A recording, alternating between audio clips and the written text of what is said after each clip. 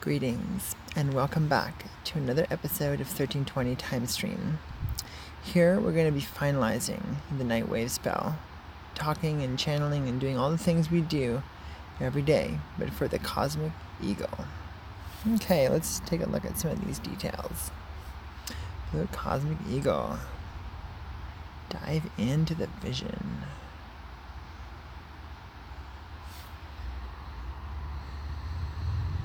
Okay, our little breath here for this galactic signature will be in the left ankle and the left big toe on the out breath. Breathe through these when you're ready. Left ankle, left big toe, out breath.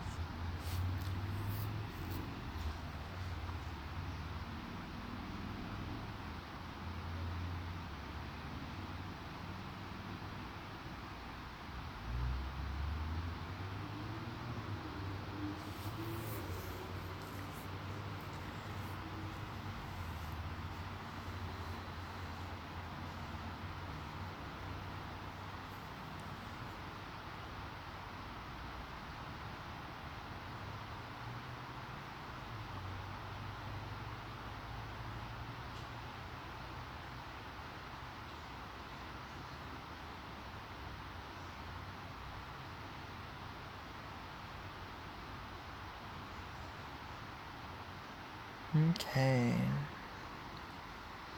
Well, cosmic tone. We are the 13th joint. We are the cosmic enduring and transcending energy, the one that has eternal presence. So much presence it has transcended the galaxy and has become cosmic. So, the ego, let's see. Well, the first thing that comes forward here is that it's kind of like the end result of that energy that, kind of started in the moon on the 7th day.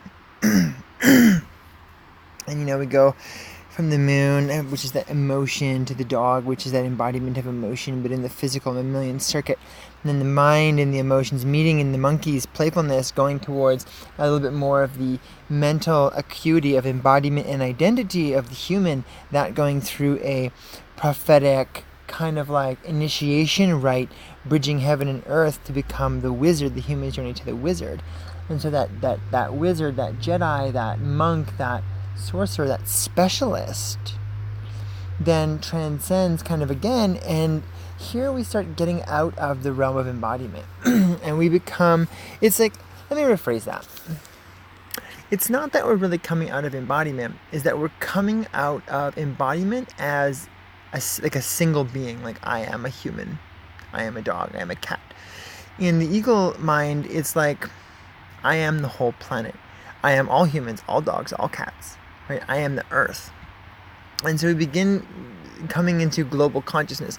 So it actually is another form of embodiment, which I would call whole spheric or whole systems embodiment. So in many ways, we're coming from the crystal wizard to this cosmic vision, coming to almost like through the crown chakra of the wizard.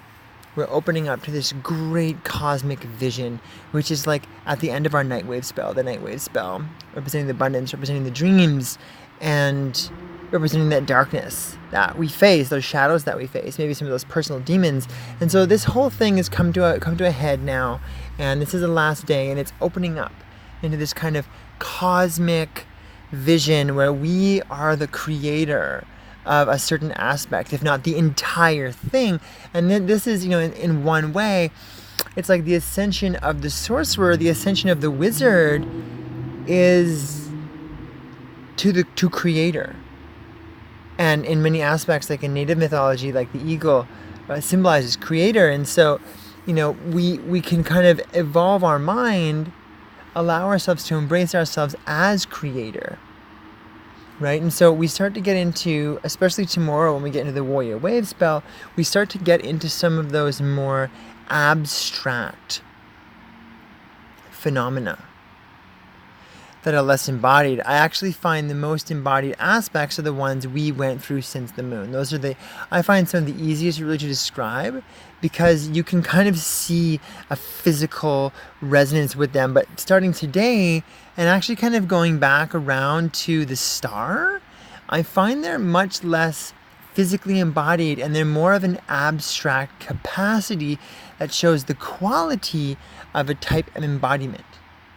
And so this is all about embodiment, and we're just getting out of embodiment and going into a deeper inner vision, a deeper creationalism. And so we're flying on these wings to the beginning of the next wave spell, which is going to be the warrior. And so it may feel a bit vague. The other days are much clearer, but that's kind of the way it's supposed to be because it's not exact. There's a principle dynamic behind this, which is uniquely meant for you to discover in that eagleness. This is where you begin to work with your skills. You begin to take it more, not personally as in taking it personally, but in your skill sets of interpretation, your skill sets of like, oh, wow, I actually saw an eagle fly overhead today. That is significant. So we're starting to use the totemic, we're starting to utilize the spiritual, we're starting to use the whole system of interpretation, the whole system of interaction, because that wizard is still that aspect of embodiment. And so there's still this reflective nature of like us perceiving the wizard as a symbol representing something happening with us, right? And so the eagle starts to come out of that like us and the thing and us. This is like this phenomenal abstraction that I find finds its way into the us much easier than these other archetypes that we may be looking for, which are more about embodiment. Even though every single one really is about showing up into a quality of being, some of these allude to what a particularly physically embodied being could be the quality of, kind of thing. So I'll leave this there. Coming into that eagle energy, that higher mind, that more broader scale vision, cosmic vision, bigger picture, right? And we're coming from that bigger picture into the warrior tomorrow. So stay tuned for the affirmation section.